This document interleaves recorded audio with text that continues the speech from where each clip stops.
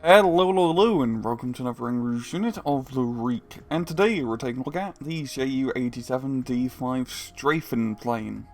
The D-5 model of the Stuka was a rather big improvement over previous Stuka models.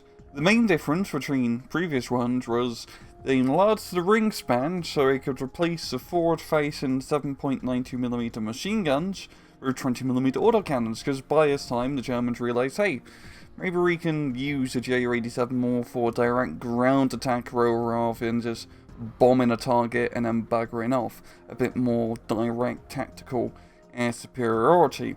Now, the D-5 could carry a varying degree of bomb loads, but also it was mounted with twin 20mm gun pods. Those gun pods having twin 20mm cannons in, totaling for 6 forward-facing 20mm cannons.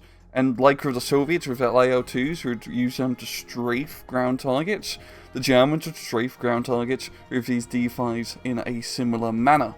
In-game, the Ju-87 D-5 is a 75-point ground attack plane available exclusively to Korok 559, and it has an awful lot of firepower. So the main thing here is you got 6 20mm autocannons on the front of your aircraft, and that's a lot of forward frontal firepower.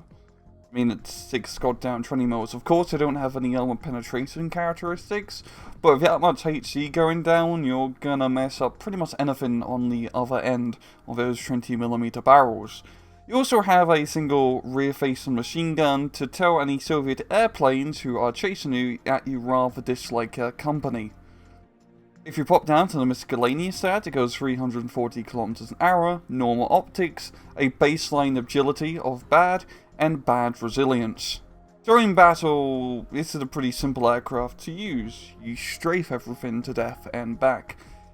It has a bunch of autocannons on the front, and well, anything on the other end of those autocannons is most likely going to die. In terms of dealing with soft targets, yeah, usually one pass is enough to kill the majority of anti-tank guns, artillery guns, anti-air guns, infantry, etc, etc, anything with no armor value. And you can even kill low armor value vehicles, such as armored cars and light tanks, for example, with maybe 2 strafing runs, it all depends. When it comes down to more medium and heavy tanks, you're not really going to kill them. Maybe if you get some side or rear shots, there's a good chance. But usually you cause a huge amount of morale damage on anything that you shoot if it's a bigger tank. Yeah, it is. So it can be enough to at least tell a tank to piss off for a little bit. The nice thing about this airplane, though, with Korok is you get a lot of them. 3 cards worth and with very good availability. 3, 6, 9 throughout AB and C phase unvetted.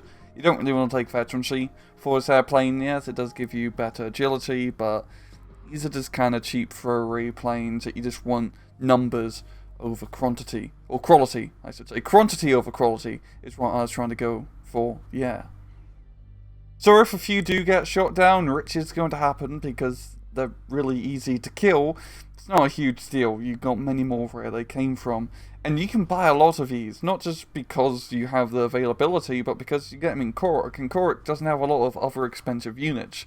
You really want to try to exploit the air power advantage that you have with Korok, because you've got some pretty good airplanes in that division, especially when it comes to some fighters. So being able to secure air supremacy, and then bringing out half a dozen Ju-87 D-5s to strafe everything to hell and back, is a very worthwhile strategy I've seen employed quite a few times, and it's a very good way to use this aircraft. Just bring out a lot of them, and hopefully some of them survive, because they're not going to, because, you know, it's a bloody Stuka in 1944.